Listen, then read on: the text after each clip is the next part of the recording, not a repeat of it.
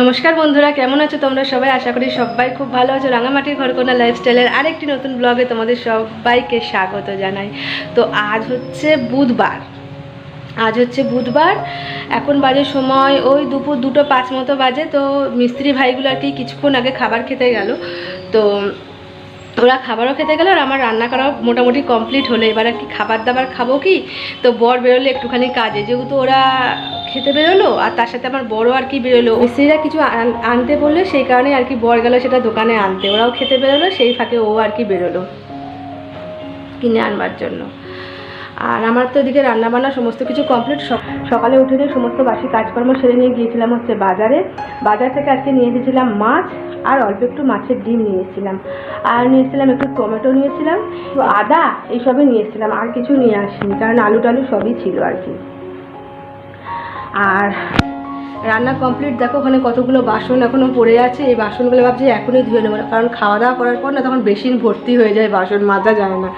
তার আগে চলো তোমাদের একবার দেখিয়ে দিই আজকে কী কী রান্না। এই যে দেখো এখানে হচ্ছে গরম গরম ভাত, এই একটু আগেই আর কি নামালাম, খুব গরম আছে এখন ভাত, গরম গরম ভাত।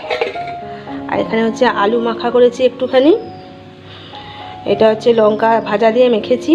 আর এখানে হচ্ছে মাছ ভাজা, আর এই যে অল্প একটু মাছের ডিম ছিল সেটা এইভাবেই ভেজেছি, বেসন দিয়ে আজকে ভাজিনি, আর লাল লাল করে মাছটা ভেজেছি যেহেতু ভাজা খাওয়া হবে। আর এখানে হচ্ছে প্লেন মুসুরির ডাল, আর এটা হচ্ছে কালকের সর্ষে পোস্ত দিয়ে আর কি পটলের ঝাল।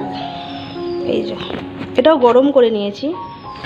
তো দেখতেই পেলে কি কি রান্না করেছি আজকে, একদম সামান্য করে আর কি রান্না করেছি। তোমাদের বলছি না যে যেহেতু মিস্ত্রি লেগেছে কতক্ষণে আর কি আমি রান্না বান্নাটা করে কমপ্লিট করবো, সেটাই সবসময় চিন্তা করছি। আর এরা আর কি যখন খেতে যায় সেই ফাঁকে আর কি আমরা খেয়ে নেওয়ার চেষ্টা করি, এদের সাথে তো লেগে থাকতে হয় সেই জন্য আর কি।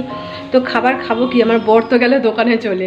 তো এখন কিছুক্ষণ পরে আর কি, আর 15-20 মিনিট পরে মিস্ত্রিরাও চলে আসবে কাজ করতে। তো যাই হোক ওরা বাইরে কাজ করবে, তারপরে না হয় আমরা খেয়ে নেবো। তো আজকে সমস্ত ভাঙাভাঙি প্রায় কমপ্লিট, শুধু এই মাঝখানটা দিয়ে এবার দেওয়াল উঠবে, সেখানে সেই ব্যবস্থা আর কি করছে ওরা। তো চলো তোমাদের দেখাই।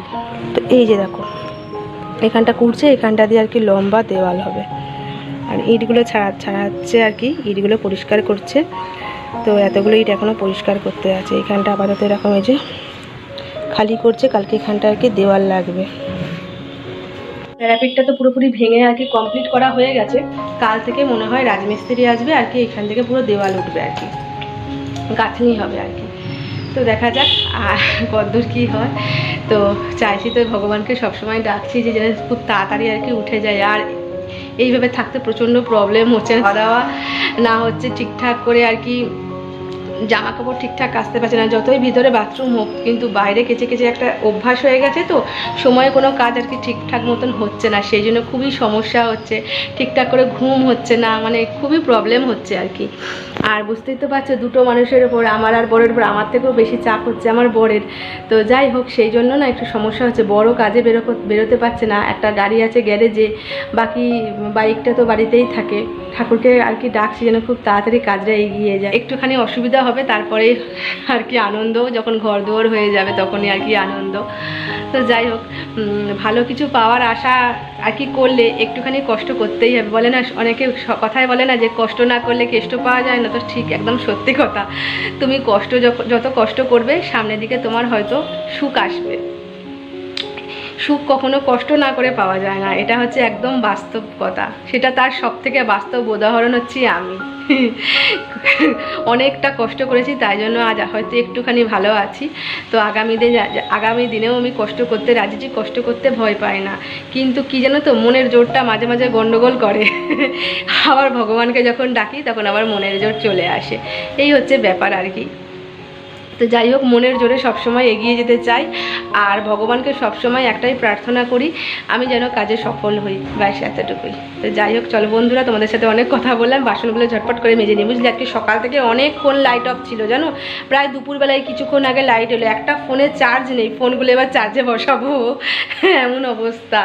বাইরে কাজ হচ্ছিল আর কি, তো সেই জন্য আর কি লাইটটা অফ ছিল। তো এই কিছুক্ষণ আগে লাইট দিল, এবার আর কি সমস্ত ফোন চার্জার করে বসাবো, যেগুলো চার্জে দিতে হবে। তো চলো ঝটপট করে নিই, তোমাদের সঙ্গে তখন পরে কথা বলবো। ঠিক, আমার ওভেন মোছা এগুলো সমস্ত কিছু পরিষ্কার করা কমপ্লিট। এই যে দেখো সব কিছু পরিষ্কার করে নিয়েছি।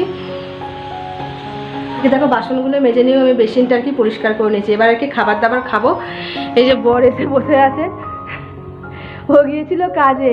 আর বলো না, জানো রাস্তায় এমন হলো, ওর সাইকেলের নাকি মার্গারটা ভেঙে নিয়ে চাকায় ঢুকে গিয়েছিল, আর হাতে বিরাট ব্যথা পেয়েছে, জানো মুখ থুবড়ি খেয়ে পড়ে যেত। তো খুব জোর বেঁচেছে আর কি। তো হাতটা ভীষণ লেগেছে আর কি, লেগে এরম ফুলে গেছে হাতটা। তো দেখি একটু ওষুধ লাগিয়ে দিই। কি জ্বালা, মানে খুব জোর পড়তে পড়তে বেঁচে গেছে, বিরাট বিচ্ছিরি রকম মুখে লেগে যেত। তো যাই হোক, চলো খাবার দাবার খেতে দিয়ে দিই। এই 2:35 বাজে, এবার আর কি মিস্ত্রিগুলো চলে আসে। এই যে বন্ধুরা, মিস্ত্রি ভাইগুলো আর কি এক্ষুনি বাড়ি গেল।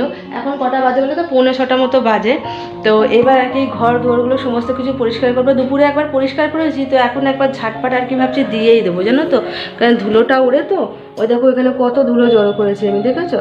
তো এখন গোটা ঘরটা ঝাঁট দিয়ে নিয়ে একবারে আর কি ধুলোগুলো তুলে দেবো। শুধু মুছবো না, কারণ একবার দুপুরে মুছেছি, আর মুছতে লাগবে না। ওর বাইক ঢোকাবে বলে দাঁড়িয়েছে, তো তুমি বাইকটা ঢুকিয়ে দাও।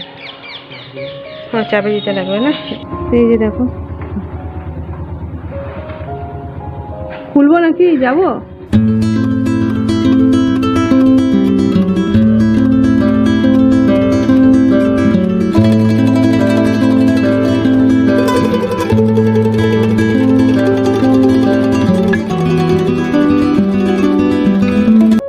চলো ঝটপট করে চাটা খাই, খেয়ে নিয়ে রেডি হয়ে একটু বেরোই, ঘুরে আসি। আর রাতে এসে ভাবছি লুচি আর আলু চচ্চড়ি করবো, কারণ আর কিছু সেরকম সবজি নেই। আর আমরা লুচি দিয়ে আলু চচ্চড়িটা খেতেই বেশি পছন্দ করি। আমিও পছন্দ করি, আমার বড় পছন্দ করে লুচি। আর এই যে বন্ধুরা, বাইরে বেরিয়েছিলাম সন্ধ্যেবেলায়, তোমাদের তো বলেছিলাম যে একটুখানি বাইরে বেরোবো। তো সন্ধ্যেবেলা বাইরে বেরিয়েছিলাম একটুখানি। আমি আর মানে ক্যামেরা অন করতে পারিনি, কারণ হচ্ছে এত মেঘ করেছিল, কালকের মতো মেঘ ডাকছিল, সেই জন্য ভয় আজকে আমায় বেরোতেই হতো, কারণ একটা মাজন কেনার ছিল। তো সেই জন্য আর কি মাজন, বিস্কুট, ঠাকুরের সর্ষের তেল, ভাইটাল হচ্ছে ঠাকুরের সর্ষের তেলটা, সেই জন্য আমাকে বেরোতেই হচ্ছে, নাহলে কালকে প্রদীপ জ্বালতে পারবো না, সেই জন্য গো। তো সেই জন্য দেখো এই যে মাজন আর বিস্কুটের প্যাকেটটা দেখো পড়েই আছে। এগুলো মাজনটা বাথরুমে চলে গেছে, আর বিস্কুটটা আর কি এইখানে আর কি রেখে দিয়েছি কৌটোতে, আর ঠাকুরের সর্ষের তেলটা ঠাকুরের জায়গায়। তো তারপর চলে এসেছি প্রায় কটা হবে, ওই 10টার দিক করে হবে এসেছি। আর বেরোতে বেরোতে 8:30 হয়ে গিয়েছিলো, কারণ বাবার সাথে কথা বলছিলাম। বাবার সাথে কথা বললে তো আমার হাজার গল্প, তো সেই জন্য একটু দেরি হয়ে গিয়েছিল। তো কথাটা তো বলে 8:30 দিক করেই বাবার সাথে কথা বলে আর কি 8:30 দিক করেই বেরিয়েছিলাম। তো বেরিয়ে নিয়ে আর কি তারপর তাড়াহুড়ো করে ওই সবগুলো কেনাকাটি করে চলে এসেছি। এসে নিয়ে তাড়াহুড়ো করে আবার কি করেছি, ওরা যেহেতু 10টা বেজে গিয়েছিলো আর কি, তাড়াহুড়ো করে দেখো আটা মেখে এই যে লুচি সব বেলে রেখে দিয়েছি। এবার আর কি কড়াইয়ে তেল বসিয়েছি, গরম হতে লুচি ভাজবো আর কি।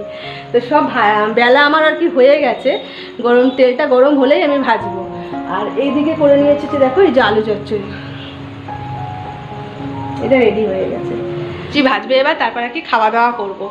খেয়ে দিয়ে তারপর আর কি শুয়ে পড়বো। সকাল থেকে অনেক ধকল হয়েছে, কালকে আবার সকাল সকাল উঠতে হবে, কারণ কাল থেকে আর কি রাজমিস্ত্রি লাগছে, সেই জন্য। তো চলো বন্ধুরা, ভিডিওটা আর বড় করছি না, দেখা হবে আবার একটা নতুন কোনো ব্লগ ভিডিওর সাথে। ততক্ষণের জন্য সবাই খুব ভালো থেকো, সুস্থ থেকো। আর আমার ভিডিও ভালো লাগলে অবশ্যই একটা লাইক, কমেন্ট, শেয়ার করে দিও।